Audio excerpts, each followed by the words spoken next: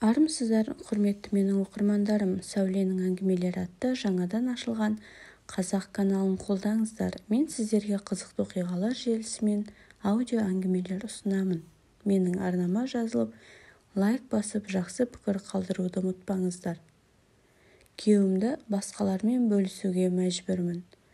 Менің тұрмысқа шыққаныма биыл тура 12 жыл болды. Осы уақыт ішінде бақытты күндерімнен ұйқысыз түндерім көп болды. 2 күннің бірінде үйге қонбайтын қыдырымпаз күйеуімнің қылықтары мені әбден тойдырды. Жастау кезде үлкендердің қыдырмайтын, қызға бармайтын еркек болмайды.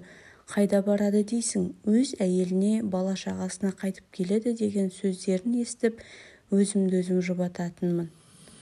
Бірақ уақыт өткен сайын босағамыз берік бола түсудің орнына шаңырағымыз шайқалудың аз алдында тұр. Біз Думан екеуміз жас үйлендік. Ол 21 жасында, мен 20 жасымда отбасын құрдық. Екеуміз алғаш танысқан кезден-ақ Думанның қызқұмар екенін байқадым. Өйткені ол өзі сондай сымбатты, сөзге шешен еді. Ол гитарамен ән салғанда қыз біткеннің бәрі оған ғашық болатын. Сол тәмам қыздың ішінен Думанның таңдауы маған түсті. Студенттік шақта Думан мені барлық отырыстарға, думанды кештерге ертіп баратын. Жұбымыз жазылмай жүрген күндердің бірінде мен өзімнің жүкті екенімді білдім. Сонымен Думанның ата-анасы мен менің анам біздің тойымызды жасап берді. Менің анам өзімнен кейінгі інім екеумізді жалғыз өсірді. Мен тұрмысқа шығып бара жатқанда анам: «Қызым, сен осы жігітті өзің таңдадың, өзің ұнаттың, отбасын құрған екенсіңдер, кейін маған Думанды жамандап, үйге қайтып келуші болма» деп ескертті. Сонда анашым Думанның әлі ақыл тоқтатпағанын, жастық жалыны басылмағанын, ойын-сауыққа қанбағанын меңзеген екен-ау. Сонымен той өтіп ыстық суымыз басылған соң, менің отбасы ошақ қасындағы келіндік міндетім басталып кетті. Өзімнің аяғым ауыр, студентпін, таң атпай сабаққа кетемін, түстен кейін үйдің тіршілігі мойнымда. Алғашқы күннен бастап ата-енеммен, қайынсіңіліммен бірге тұрдық. Думанның ағасы әйелімен бөлек тұрды. Енем балаларының ішінде Думанды ерекше жақсы көретін. Ол қандай бұзықтық жасап, ерсі қылық көрсетіп жатса да, анасы Думанның сөзін сөйлейді. Маған енем қашанда: «Сен Думанның әйелісің, бұл ең бастысы. Сен оны болмашы қыздардан қызғанып, өз беделіңді түсірме, телефонын тексерме. Отбасының ойран болмауы әйелге байланысты. Төзімді бол. Күйеуің үйге өзі қайтқысы келіп асығып тұратындай болсын» деп ақылын айтып отыратын. Солай анам мен енемнің ақылын тыңдап, Думанның кейбір қылықтарына қандай ыза болсам да ашуланғанымды білдірмей, дәмді тамақ жасап, үйді таза ұстап, күйеуімнің көңілін табуға тырысып жүрдім. Тұңғышымыз аяулым дүниеге келгенде перзентханаға Думан бір топ достарымен мас болып келді. Оның бұл қылығына да кешіріммен қарадым. Нәрестеммен үйге барғанымызда Думан біздің жанымызда болады ғой, қазір достарымен көңіл көтерсінші деп өзімді-өзім жұбаттым. Бірақ Думан тұңғыш қызын анда-санда бір иіскегені болмаса, әке болып баласына қарасқан емес. Күндіз-түні үйде жоқ, не тұрақты жұмысы жоқ. 1 жылдан кейін ұлымыз дүниеге келді. Бірақ Думан 2 баланың әкесі екенін де түсінгісі келмеді. Өзін бойдақ жас жігіттей ұстайтын. Үйге жуынып, киім ауыстыру үшін, тамақ ішу үшін ғана келетін. Әйтеуір енем немерелерін жақсы қарады. 2 бала бірінен кейін бірі қатар болғандықтан мен біраз қиналдым. Осындайда маған енемнің көмегі тиді. Баласының жамандығын жасырып, жақсылығын асырып отырады ол кісі. Уақыт сырғып өте берді. Балаларымыз да мектеп жасына жетіп қалды. Ал Думан екеуміз бірде тату, бірде қату өмір сүріп жаттық. Мен өз мамандығым бойынша қаржы саласында жұмыс істеп жүрдім. Ал Думан жеке бизнеспен айналысуға әрекет жасады. Біраз табыс тауып, ол ата-анасына жеке баспана сатып әперді.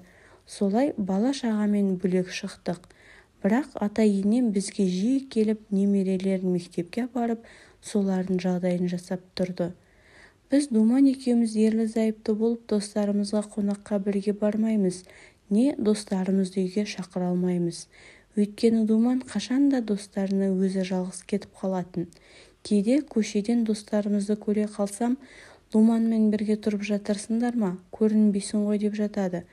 Бірде Думанның бір досының әйелі маған, сенің күйеуіңді басқа бір қызбен көрдім, ажырасып кеткенсіңдер ме деп қалды. Сондайда не айтарыңды да білмейді екенсің. Күйеуімнің қыздармен жүретін әркімнен есту бұлай тұрсын, кейбір батыл қыздар өзімді де мазалайтын болды.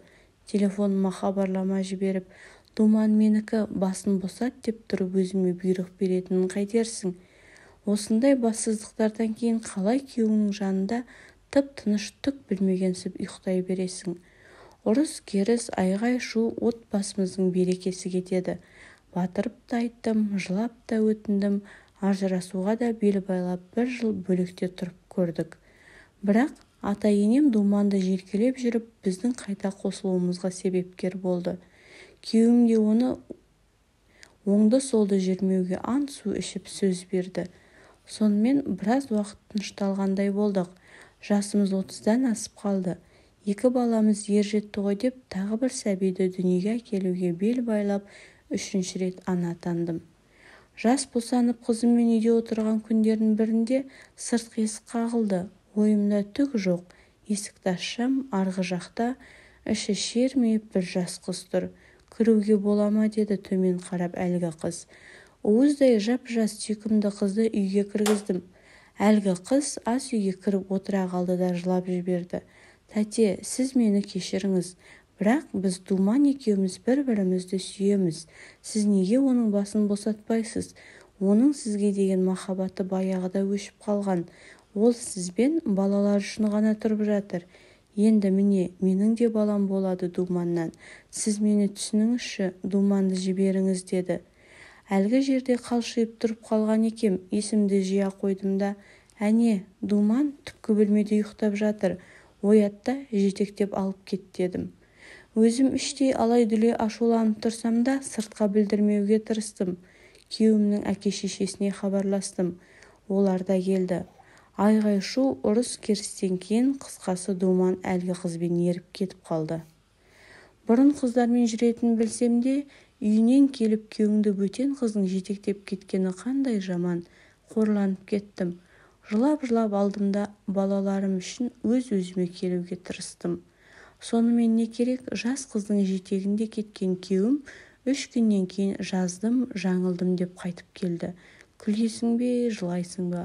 Мен оған келде демедім, кетте демедім. Бұл осыдан 3 жыл бұрын болған оқиға. Қазір күйеуімнің некесіз туған баласы 3 жасқа келіп қалды.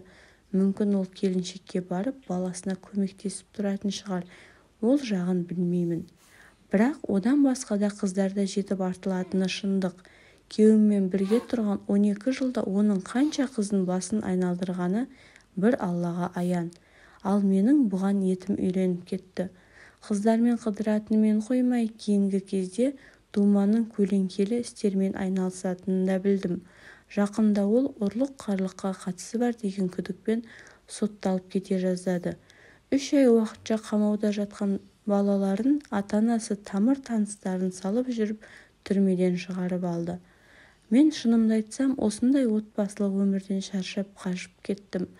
Менің қызмет істейтін орнымдағы бастықтарым күйеуімнің істі болғанын естіп мені жұмыстан шығарып жіберді. Жақында бір танысым Астана қаласындағы үлкен бір компания қаржы директоры керек деп маған ұсыныс жасаған еді. Не де болса бәрін тастап, балаларымды алып басқа қалаға барып, жаңа өмір бастасам ба деп ойланып жүрмін. Балаларым әкесімен, ата-әжелерімен араласып тұрар, бірақ менің Думанмен жақсы отбасы боламын деген үмітім үзілді, төзімім таусылды. Мұндай күйеумен тұрғанша тұрмаған дұрыс-ау, балаларына қандай тәрбие бермек осы қылығымен. Өз балалары мен некесіз туған сырттағы балаларының ертеңгі тағдыры алаңдатпайтын адамға не істеуге болады? Қаншама жас қыздың көз жасына некесіз балалардың обалына қалған күйеуім өмірден сабақ алатынына күмәнім бар.